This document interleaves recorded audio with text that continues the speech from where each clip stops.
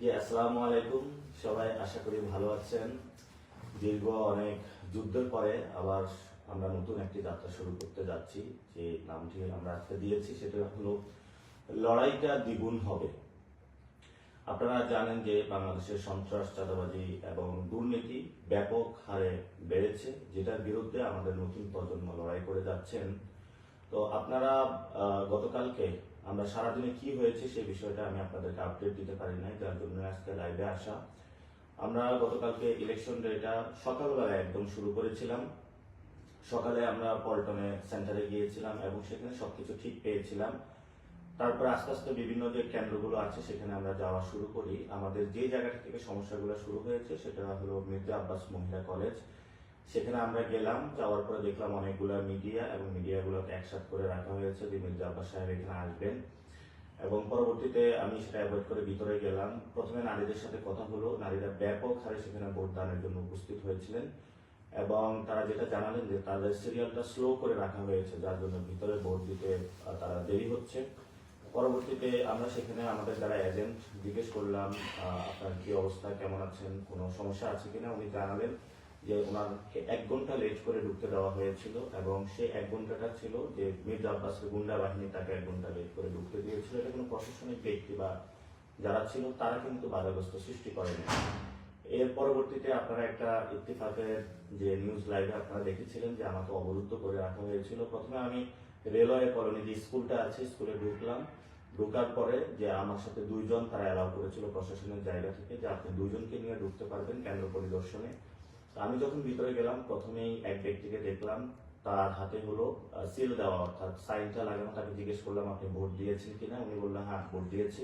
তো আমি বললাম আপনার এখানে কাজ কি। উনি বললেন যে আমি এখানে পরিদর্শন করতেছি। তো আমি একটু পরে গিয়ে আরো কয়েকজনকে পেলাম যারা ভোট দিয়ে দিয়েছে কিন্তু হলো কেন্দ্র পাহারা দিচ্ছে, ভিতরে ধানের পক্ষে কাজ করতেছে। তো তাদেরকে বললাম, প্রিজাইডিং অফিসারকে আমি ডাকলাম। প্রিজাইডিং অফিসার আসার পরে তাকে বললাম তাদেরকে বের করে দিন। প্রিজাইডিং অফিসার চুপ করে থাকলো। এর মধ্যে ধানের শীষের যে একজন এজেন্ট আছে সেও আমার কাছে চলে আসলো। আসার পরে বলল যে আপনি এখানে ঢুকছেন কেন। আমি বললাম আমি যেহেতু প্রার্থী আমার তো পরিদর্শনের সুযোগ আছে। এবং উনি দেখলাম প্রিজাইডিং অফিসারের সাথে সব জায়গাগুলো বিভিন্ন জায়গায় ঘোরাফেরা করতেছে। তো আমি প্রিজাইডিং অফিসারকে বললাম এজেন্ট তো ভিতরে থাকবে, আপনি এনাকে বাইরে নিয়ে কেন ঘোরাফেরা করেন। উনি কোনো উত্তর দিতে পারলো না। তো পরবর্তীতে সেখানে আমরা পরিদর্শন করে শেষ করে যখন বের হলাম, বের হওয়ার পরে আমাদের স্লেজিং বিভিন্ন কটু কথা শুরু করলো।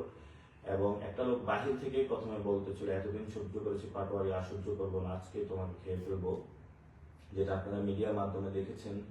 তো আমরা একটু সামনে আসার পরেই আমার পিছন দিয়ে একদম নিচ থেকে হলো লাঠি দেওয়া শুরু করলো। সেটা আমাদের সাথে যারা ছিল তারা প্রটেক্ট করলো।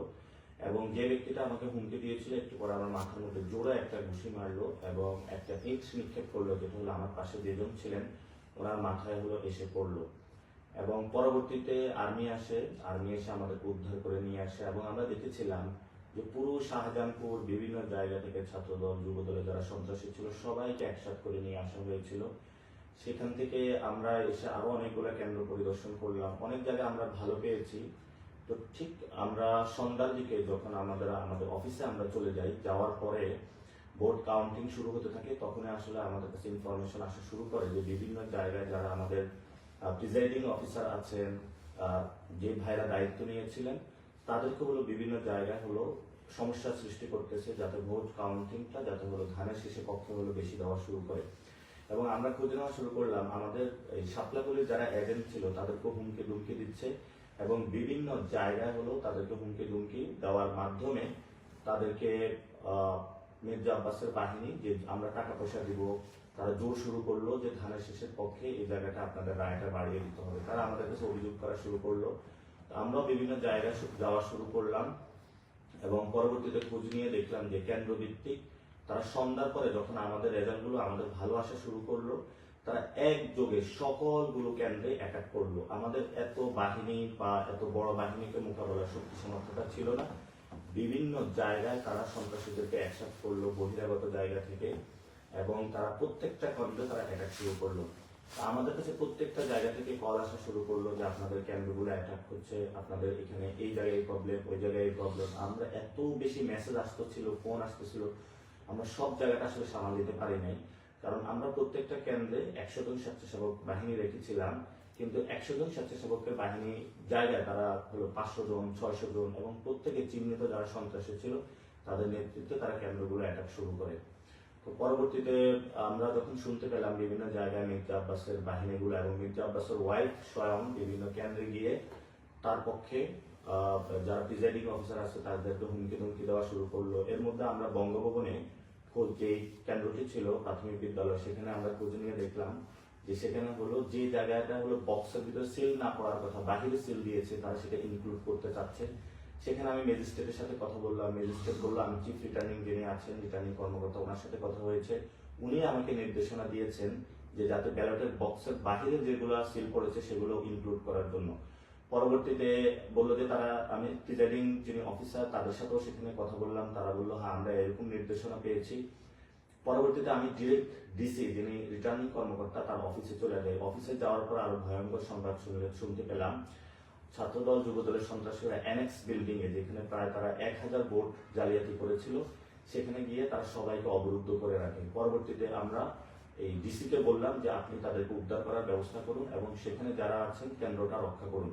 ডিসি যখন পুলিশ এবং আর্মিকে ফোন দিল, আর্মি বললো আমি সেখানে মুভ করতে পারবো না, ভার্সিটি প্রক্টরের অনুমোদন লাগবে। তো আমরা জিজ্ঞেস করলাম তাহলে আপনি সেখানে কেন্দ্র দিয়েছেন কেন, আপনার আন্ডারে তো কেন্দ্র।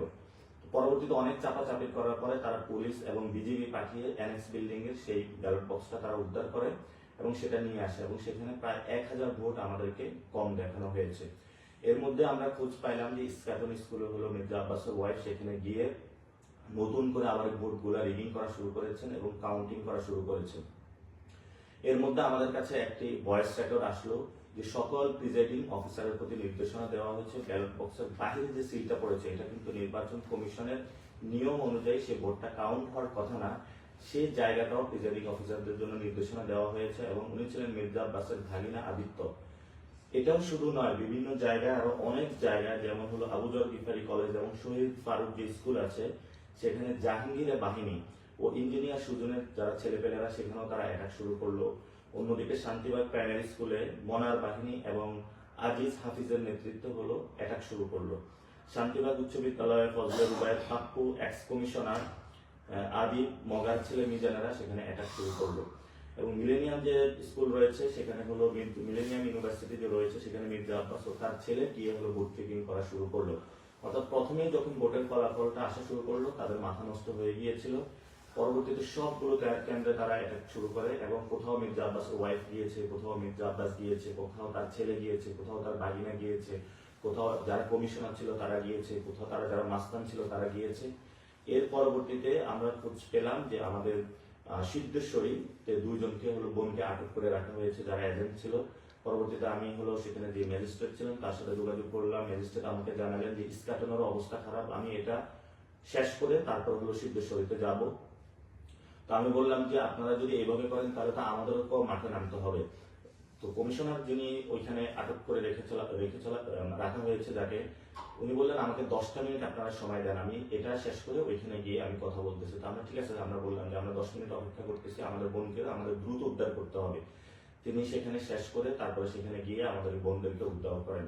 অর্থাৎ আমি যখন এই কথাগুলো বলছি আমি গতকালকে ঠিক এই মোমেন্ট গুলা নিয়ে তখন হলো আমি ডিসি অফিসে বসে আছি, ডিসি কাউকে বলতেছেন নির্দেশনা দিচ্ছেন কিন্তু তারাও কোনো কিছু মানতেছে না। পুলিশ পুরা প্রশাসন হলো একদিকে হেলে গিয়েছিল। আমরা যেই কমপ্লেন গুলো করছিলাম আমাদের কোনো কমপ্লেনের উত্তর দিচ্ছিল না। তো ইতিমধ্যে পুরা আমাদের যিনি আহ্বায়ক নাহিদ ইসলাম বলেছিলেন ঢাকা 8-এ আসার জন্য, কারণ যেই জনশক্তি আমাদের ছিল বিভিন্ন কেন্দ্রে দিয়েছিলাম সেটা হলো এক জায়গা থেকে আরেক জায়গায় দৌড়াদৌড়ি করতে গিয়ে আমাদের সবার খুব বাজে অবস্থা হচ্ছিল। এর মধ্যে আমরা ফেসবুকে দেখলাম বিভিন্ন কেন্দ্রে রিগিং হওয়া শুরু করেছে। এর আগের দিন যখন পরিবার সংস্কৃতি বিকাশ কেন্দ্র হলো জাল ভোট করার জন্য একদল সন্ত্রাসী একত্রিত হয়েছিল তখন আমরা 10-15 জনকে পাঠিয়েছিলাম। আমাদের প্রত্যেকটা ব্যক্তিকে হলো রাস্তায় ফেলে পিটানো হয়েছে, ঘুষি দেওয়া হয়েছে, কিল দেওয়া হয়েছে, প্রত্যেকটা ব্যক্তি আহত করা হয়েছে। তো আমরা তারপরে ওই দিন হলো কেন্দ্রটা রক্ষা করি। তো আমাদের ঢাকা 8-এ যেই এক্সপিরিয়েন্সটা অর্জন হয়েছে সেটা হলো প্রত্যেকটা কেন্দ্র ভিত্তিক তারা হলো সন্ত্রাসীদেরকে জড়ো করেছে এবং যিনি প্রার্থী ছিলেন, প্রার্থীর যিনি ওয়াইফ ছিলেন, ভাগিনা ছিলেন, ছেলে ছিলেন, তার যে সন্ত্রাসী লালিত পালিত যে সন্ত্রাসী বাহিনী ছিলেন প্রত্যেকে বিভিন্ন জায়গায় গিয়ে হলো কেন্দ্রগুলো দখল করেছেন এবং সেগুলো তাদের ম্যানিপুলেট করে তাদের ফেভারে নিয়ে যাওয়ার চেষ্টা করেছেন। আমি যখন রিটার্নিং কর্মকর্তার অফিস থেকে বসেছিলাম, একটু পরে হলো মির্জা আব্বাসের ওয়াইফ হলো সেখানে আবার এসেছেন অনেক মানুষ নিয়ে। তো আমার কাছে সবাই কল করতেছিল ঢাকা শহরে, আপনারা যারা ভোট দিয়েছেন, যে আমরা কি আসবো কিনা। আমি সবাইকে বলেছি না আসার জন্য, বিকজ দ্যাট ওইখানে বড় ধরনের একটা রক্তারক্তি পরিস্থিতি সৃষ্টি হতো, এবং সেটা আমি চাই না যে একটি শান্তি সুষ্ঠু যে নির্বাচন বাংলাদেশে হতে যাচ্ছিল, যেটা আমরা প্রস্তুতি নিয়ে রেখেছি, যাতে আমরা যে কোনো মূল্যে একটি সুস্থ এবং সুন্দর নির্বাচন যাতে বাংলাদেশের মানুষকে উপহার দিতে পারি, সেটা আমরা কিন্তু নষ্ট করতে চাইনি। এবং ভোট গণনা বিভিন্ন জায়গায় যেটা হচ্ছিল সেটাও আমরা নষ্ট করতে চাইনি। পরে নাহিদ ইসলাম যখন আমাদের এই কেন্দ্রে এসেছিলেন, নাহিদ ইসলামের কেন্দ্রে অর্থাৎ আসনে, সেখানেও আবার এই সন্ত্রাসীরা অ্যাটাক শুরু করে, সেখানে উনি চলে গিয়েছিলেন। অর্থাৎ প্রত্যেকটা জায়গায় এক জায়গায় তারা হামলা শুরু করে। ওইদিকে হলো আমিরের জামায়াতের যে কেন্দ্র আছে সেখানেও তারা এক জায়গায় হামলা শুরু করে। তো আজকের যে পরিস্থিতি আমরা দেখছি যে বিভিন্ন জায়গায় তারা সন্ত্রাসী অ্যাটাক শুরু করেছে, এটা নির্বাচনের আগের দিনও তারা করেছে, গতকালকেও করেছে, আজকেও করেছে। আমরা কিন্তু নতুন বাংলাদেশে এই ধরনের সন্ত্রাসী অ্যাক্টিভিটিস চাইনি, এবং ভবিষ্যতে যদি এই ধরনের সন্ত্রাসী কর্মকাণ্ড চালানো হয় তাহলে হাসিনা আমলে যে পরিণত হয়েছিল আমাদের ভবিষ্যতে সেই ধরনের প্রস্তুতি নিতে হবে। তো গতকালকে যখন আমি ভোট কেন্দ্রগুলো ঘুরছিলাম, সেখানে অনেক ভোটারদের সাথে আমার কথা হয়েছে, মেয়ে ভোটাররা আসছে, তারা ভোট দিচ্ছিল, উচ্ছ্বাস প্রকাশ করতেছিল। অনেক ক্যান্সারের রোগী তারা ভোট দিতে এসেছিল আমাকে, অনেক অসুস্থ মানুষ এসেছিল যারা ভোট দিচ্ছিল।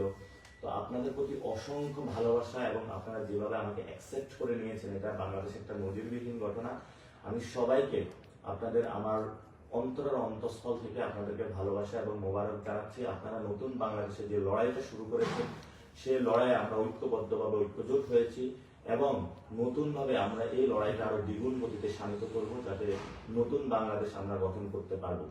আপনারা আমাদেরকে প্রশ্ন করেছেন যে আমরা যেহেতু নির্বাচনে এই পর্যায়ে চলে এসেছি, রিগিং এর মাধ্যমে আমাদেরকে হারিয়ে দেওয়া হয়েছে, যেখানে আমরা জয় লাভ করেছি, তাহলে আমাদের প্রস্তুতিটা কেমন হবে, নতুন বাংলাদেশ আমরা কিভাবে গঠন করব। সেখানে আপনাদের একটা বিষয় খুবই আমি স্পেসিফিক স্পষ্ট করতে চাই, সেটা হলো বাংলাদেশের পলিটিক্যাল ফাইন্যান্সিং যে সিস্টেম, অর্থাৎ দলগুলো যেভাবে পলিটিক্যাল ফাইন্যান্সিং করে থাকে, এটা যদি আমরা এই দুর্বৃত্তায়ন যদি ভাঙতে না পারি, তাহলে বাংলাদেশের সুস্থ ধারা রাজনীতি আমরা ফিরিয়ে নিয়ে আসতে পারবো না। অর্থাৎ আপনি গুলিস্তানে চাঁদাবাজি করেন, সেই টাকা আস্তে আস্তে গুলশান পর্যন্ত, অফিস পর্যন্ত চলে যায়, এবং সেই টাকা দিয়ে পুরো বাংলাদেশে বিভিন্ন জায়গায় চাঁদাবাজি, সন্ত্রাসী, মাস্তানির এই টাকাগুলো দিয়ে রাজনৈতিক দলগুলো পরিচালিত হয়ে থাকে। এই পরিচালনা যদি হয়ে থাকে, তাহলে ভবিষ্যৎ বাংলাদেশে সেই গুন্ডা মাস্তানদের রাজনীতিটা এস্টাবলিশড হবে। আজকেও আমার বাসার সামনে বিএনপি যারা ছিল তারা ঘোরাফেরা করেছে, অর্থাৎ টাকা দিয়ে তাদেরকে লালন পালন করা হয়। এবং গতকালকে আমাদের রমনাতে 2 জনকে আহত করা হয়েছে, আজকেও 2 জনকে আহত করা হয়েছে। যারা এখানে আমাদের ক্যাম্পেইনে যুক্ত হয়েছিলেন তাদেরকে দোকান থেকে তুলে নেওয়া হচ্ছে, এবং গিয়ে বলা হচ্ছে যে আমাদের 10 লাখ টাকা দাও, তাহলে আমাদের ছেলেদেরকে নিবৃত্ত করা হবে, তোমার দোকানে ভাঙচুর করা হবে না, আদারওয়াইজ তোমার দোকান ভাঙচুর করে আমরা শেষ করে দিব। আমরা এই পরিস্থিতির মধ্য দিয়ে যাচ্ছি। আজকে আমাদের সদস্য সচিব আখতার হোসেনের ওইখানে হামলা হয়েছে, সার্জিসের এখানে হামলা হয়েছে, বিভিন্ন জায়গায় হামলা হচ্ছে। তো হামলা মামলার মধ্য দিয়ে আমরা চলছি। হাসিনা আমলে আমাদের এই অবস্থার মধ্য দিয়ে গিয়েছিলাম, এখন তারেক রহমানের যে বাংলাদেশ, সেখানেও আমরা এই পরিস্থিতির মধ্য দিয়ে যাচ্ছি। তো নতুন বাংলাদেশে যেটা আমরা বলতে চাচ্ছি যে আমরা লড়াইটা দ্বিগুণ করবো। নাসিরউদ্দিন যেভাবে আপনাদের দোকানে গিয়ে চা খেয়েছেন, আপনাদের বাসায় গিয়েছেন, আপনাদের সাথে ক্যাম্পেইন করেছেন, আলোচনা করেছেন, নতুন বাংলাদেশে গঠনের স্বপ্নগুলো বলেছেন, ঠিক তেমনি ভাবে আপনারা আমাকে সেভাবে পাবেন। মসজিদগুলোতে নামাজে পাবেন, মা বোনদের সাথে আড্ডায় পাবেন, এবং রাস্তার পাশে যে দোকানে চায়ের টেবিল, সে চায়ের টেবিলে আড্ডায় পাবেন, যেখানে আমরা নতুন বাংলাদেশের স্বপ্নগুলো বুনবো। এবং ঢাকা 8-এ আমি বলেছিলাম যে চাঁদাবাজ, সন্ত্রাস এবং দুর্নীতির বিরুদ্ধে আমাদের লড়াইটা চলবে। ইনশাআল্লাহ আমাদের লড়াইটা চলবে। আমাদের লড়াই কোনোভাবেই বন্ধ করা যাবে না। আপনারা সবাই যে যার জায়গা থেকে মোবাইলগুলো প্রস্তুত রাখবেন। যদি কোনো ভাইকে আহত করা হয় বা কোনো আনইউজুয়াল আপনারা অ্যাক্টিভিটিস গুলো দেখেন, সেই অ্যাক্টিভিটিস গুলোর বিরুদ্ধে আপনারা সেখানে প্রতিবাদ জারি রাখবেন। কিন্তু আমার যে একটা এক্সপিরিয়েন্স, ইনকিলাব মঞ্চ যখন আন্দোলন ডাক দিয়েছিল, সেখানে শেষ দিন আমি রাজু ভাস্কর্য সবাইকে গিয়ে নিয়ে বসেছিলাম, কারণ আমাদের যেই জনশক্তি ছিল সেটা দিয়ে যদি পুলিশের সাথে আমরা সেখানে মারামারিতে যেতাম, এটা কিন্তু আমাদের ঠিক হতো না। কারণ পুলিশ খুবই ব্রুটাল ওয়েতে আমাদের উপরে অ্যাটাক করেছিল, এবং সবাইকে আমি তখন যারা বিভিন্ন জায়গায় আটকে গিয়েছিল সবাইকে নিরাপদ করে বাড়িতে পাঠিয়ে দেওয়া হয়েছিল। আমি ইনকিলাব মঞ্চের জাবেরের সাথে কথা বলেছিলাম, জুমার সাথে কথা বলেছিলাম, তারা যে দিক নির্দেশনা দিয়েছিল সেটাই আমরা পালন করেছিলাম। তো গতকালকে যদি সবাই আমরা ফিল্ডে আসতাম, সেই ধরনের একটি রক্তক্ষয়ী সংঘর্ষ বাংলাদেশের অভ্যুদয় করতো, যেটা আমি কখনোই চাইনি। কারণ আমরা যারা তরুণরা রয়েছে, আমরা নতুন একটি বাংলাদেশ চাই, যে বাংলাদেশে আমরা কোনো সন্ত্রাসী, রক্তপাত, হানাহানি, রাহাজানি আমরা চাই না। এখানে আমরা সুন্দরভাবে বসবাস করতে চাই, প্রত্যেকে নিরাপত্তা দিতে চাই, প্রত্যেকের সাথে ভালোবাসার সহিত বসবাস করতে চাই। তো আমরা ঢাকা আর্টে যে বিষয়টি করব সেটা হলো আমাদের যে 8 দফা ইস্তেহার দেওয়া হয়েছে শহীদ ওসমান হাদী ভাইয়ের হত্যার বিচার, সেই বিচার নিয়ে আমরা মাঠে অ্যাক্টিভিটি চালাবো এবং আমরা ভোকাল থাকবো। আপনারা দেখেছিলেন যখন ইনকিলাব মঞ্চ মাঠে নেমেছিল তখন বলা হয়েছিল যে ইলেকশন বানচাল করার জন্য। এখন তো ইলেকশন হয়েছে, তাহলে এখন কেন শহীদ ওসমান হাদী ভাইয়ের হত্যাকাণ্ডের বিচার নিয়ে কথা বলছে না তারা? আমি তারেক রহমানের প্রতি অনুরোধ জানাবো, আপনি যেই প্রথম যে ভাষণটা দিবেন সেই ভাষণে অবশ্যই শহীদ ওসমান হাদী ভাইয়ের হত্যাকাণ্ডের বিচারের নিয়ে আপনার প্রতিশ্রুতি থাকতে হবে। সাথে সাথে বাংলাদেশের সন্ত্রাস, চাঁদাবাজি, দখলদারিত্ব, মাস্তানির যে রাজনীতি চলছে সেটার বিরুদ্ধে স্টেটমেন্ট থাকতে হবে। কারণ আপনি বলেছিলেন আপনি নতুন বাংলাদেশ গঠন করতে চান। আপনারা জানেন যে আমাদের ঢাকা মেডিকেল থেকে বিভিন্ন জায়গায় স্বাস্থ্য ব্যবস্থা ভেঙে পড়েছে, যার কারণে আমাদের ইন্ডিয়াতে যেতে হয়। তো সেই জায়গায় যদি আমরা নতুনভাবে বাংলাদেশের স্বাস্থ্য ব্যবস্থা গড়ে তুলতে পারি তাহলে হয়তো বা বিদেশি যারা দেশগুলো রয়েছে সেখানে আমাদের শরণাপন্ন হতে হবে না। আপনারা জানেন অনেক আমাদের আহত ভাই হয়েছিল যাদেরকে আমরা বাংলাদেশে চিকিৎসা দিতে পারি না, বিদেশে পাঠাতে হয়েছিল। তো বাংলাদেশে যদি চিকিৎসা ব্যবস্থা উন্নত থাকতো অনেক ভাইকে আমরা রক্ষা করতে পারতাম।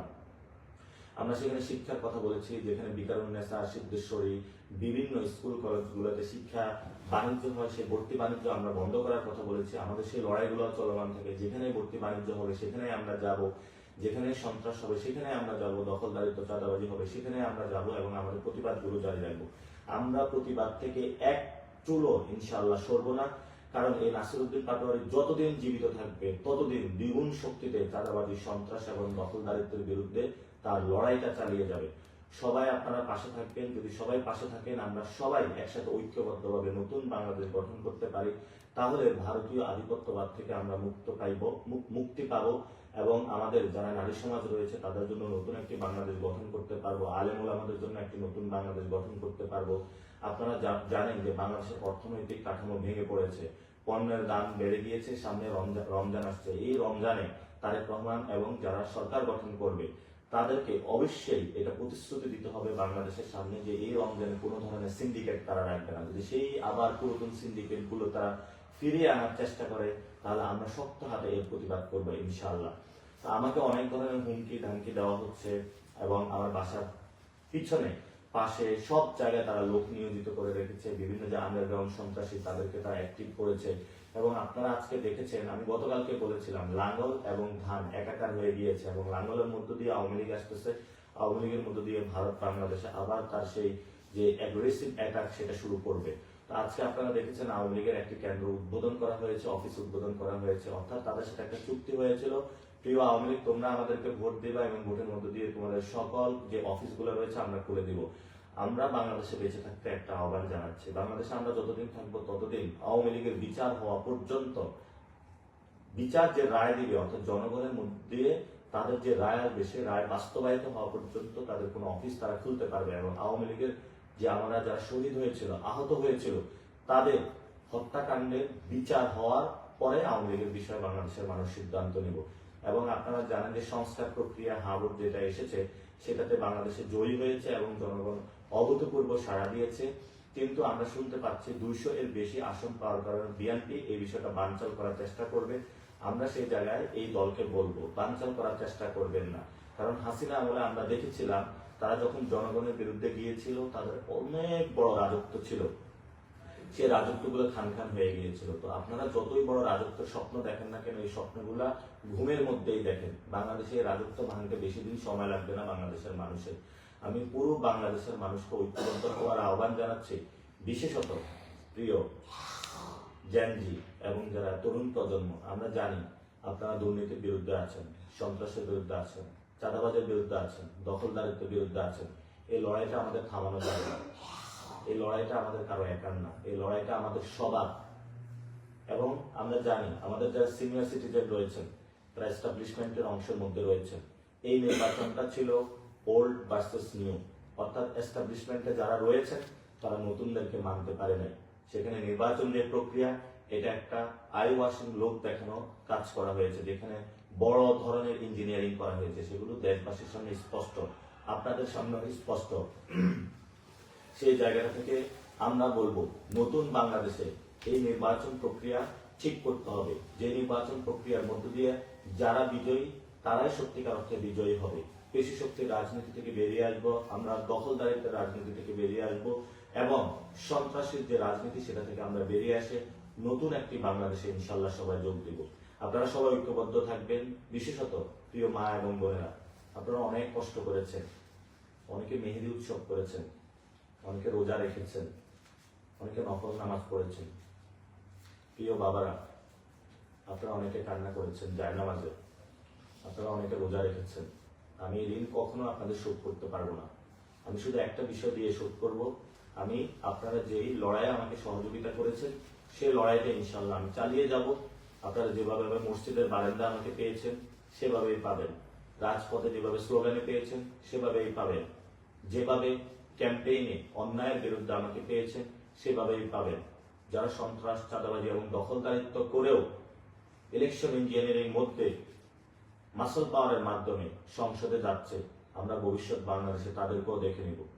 উসমান হাদি ভাই বলে গিয়েছিলেন তাদের গুম হারাম করে দেওয়ার জন্য আমরা সত্যিকার অর্থে তাদের গুম হারাম করে দিব এবং নতুন বাংলাদেশ গঠন করব। আমরা আজকে দেখতে পাচ্ছি প্রশাসনের অনেকেই নতুন করে আগ্রহী হয়েছেন অত্যাচারের স্টিম রোলার চালানোর জন্য। প্রিয় ভাই, আমরা আপনাদেরকে বলবো, আপনাদের দেখেছেন কত নির্যাতনের মধ্য দিয়ে আমরা গিয়েছি। আর নয় নির্যাতন, জল কামান, লাঠির বাড়ি, এবার দ্বিগুণ গতিতে আমরা ফেরত দেব।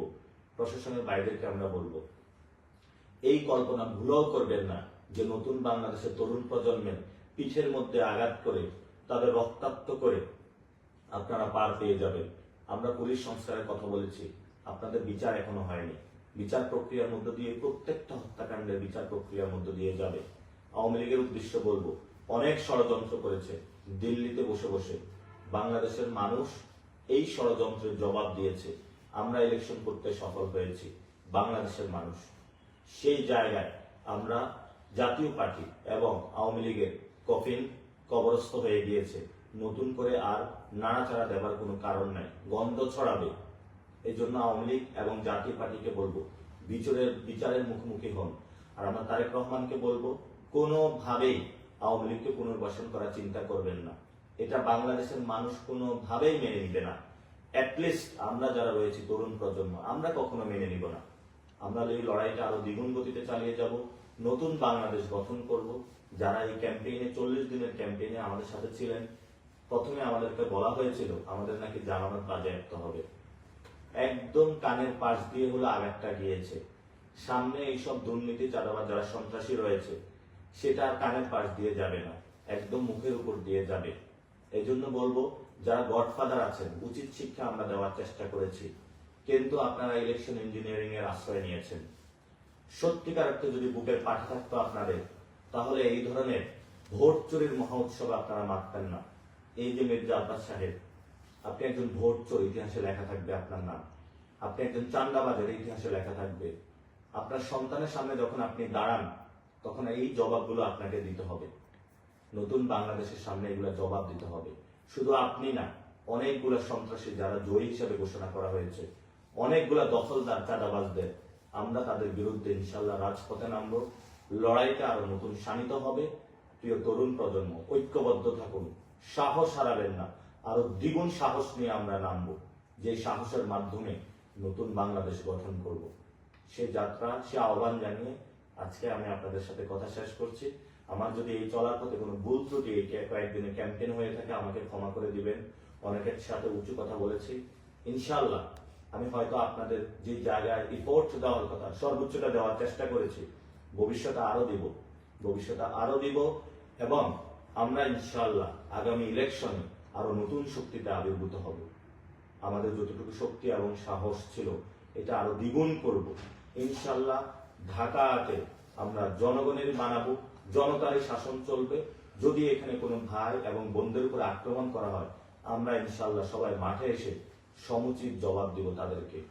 1 সেকেন্ডের জন্য ইনশাআল্লাহ আমরা বসে থাকবো না। আমাদের কোনো একজন কর্মী, ঢাকা আটের কোনো একটি ভোটারের উপর যদি কেউ আঁচড় বসাতে চায়, আমরা কিন্তু বসে থাকবো না। আমরা সবাই ঐক্যবদ্ধভাবে নতুন ভাবে আবার মাঠে নামবো। সাহস করবেন না আপনারা, এই দুঃসাহস করবেন না। অনেক যথেষ্ট আমরা সহ্য করেছি। আমরা আপনাদের সাথে একসাথে নতুন একটি বাংলাদেশ গড়তে চাই। আপনারা হতাশ হবেন না। অনেকে কান্নাকাটি করেছেন। আমি আপনাদের সামনে আগেই কমিটমেন্ট করেছিলাম, আমি কখনো দুর্নীতি, সন্ত্রাস, চাঁদাবাজির সাথে কখনো নিজেকে জড়িত করব না। এই লড়াইটা আমরা চালিয়ে যাব। এই লড়াইটা আমার, আপনার সন্তানের জন্য, আপনার মায়ের জন্য, আপনার বোনের জন্য।